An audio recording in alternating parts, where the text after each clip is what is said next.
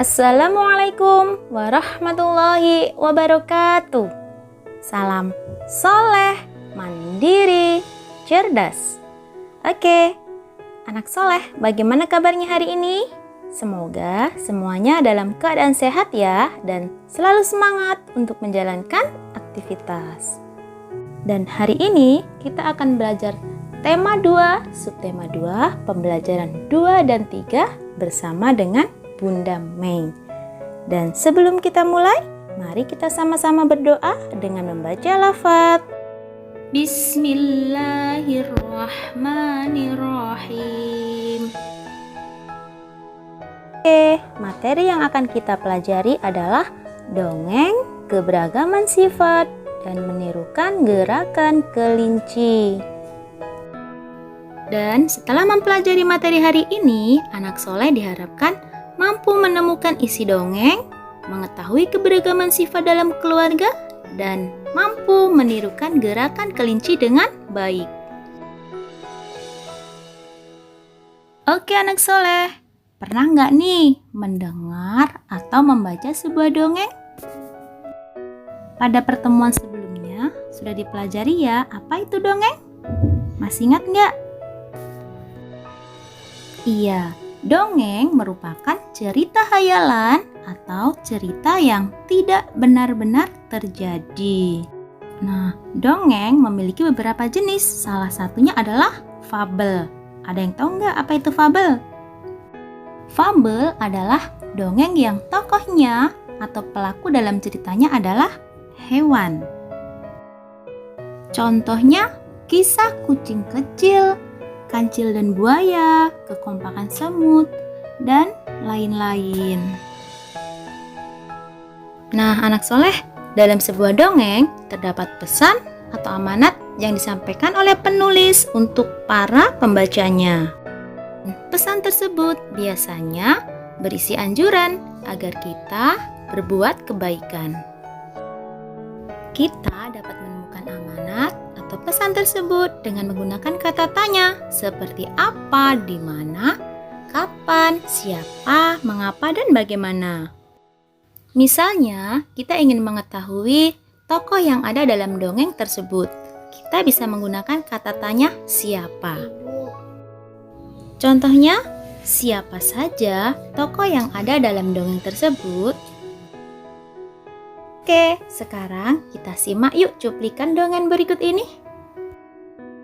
Kekompakan semut. Di tepi hutan, tinggallah sekelompok semut merah. Setiap pagi, semut-semut pergi ke hutan bersama-sama. Mereka mencari buah-buahan untuk persediaan makanan mereka. Semut-semut berjalan ke hutan dengan membentuk barisan. Mereka berbaris dengan teratur sesuai arahan pemimpin kelompok mereka.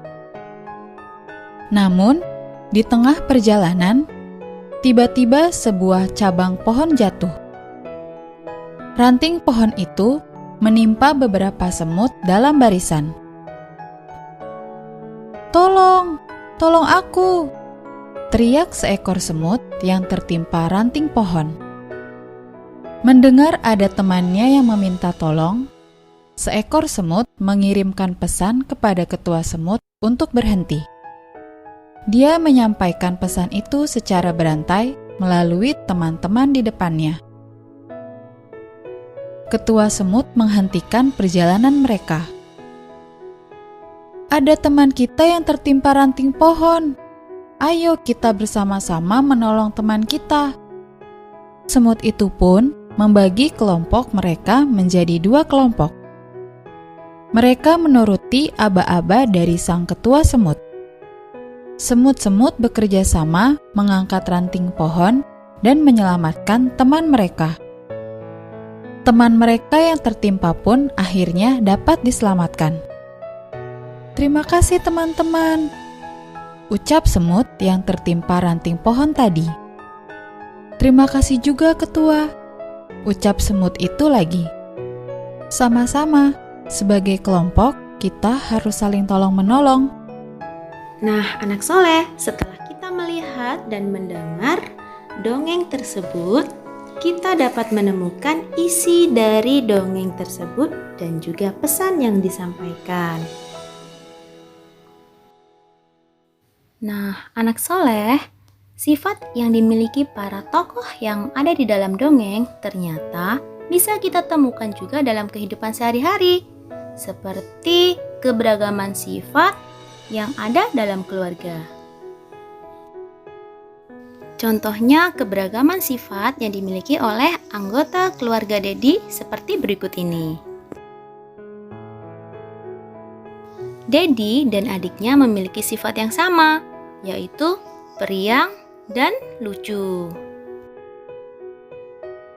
Dan ayah Dedi memiliki sifat yang tegas tetapi penyayang. Sedangkan ibu Dedi memiliki sifat yang lembut, penyayang, dan juga sabar. Nah, anak soleh, jadi semua anggota keluarga sebaiknya saling memahami, menghargai setiap perbedaan sifat. Agar apa? Agar tercipta kerukunan dan kedamaian. Ya anak soleh, pernahkah kalian mengamati hewan yang ada di lingkungan sekitar kalian? Nah, anak soleh, ternyata hewan yang ada di lingkungan kita dapat dijadikan inspirasi untuk membuat sebuah karya seni. Salah satunya adalah seni tari. Nah, sekarang siapa yang sering melihat kelinci? Ayo, bagaimana cara kelinci bergerak?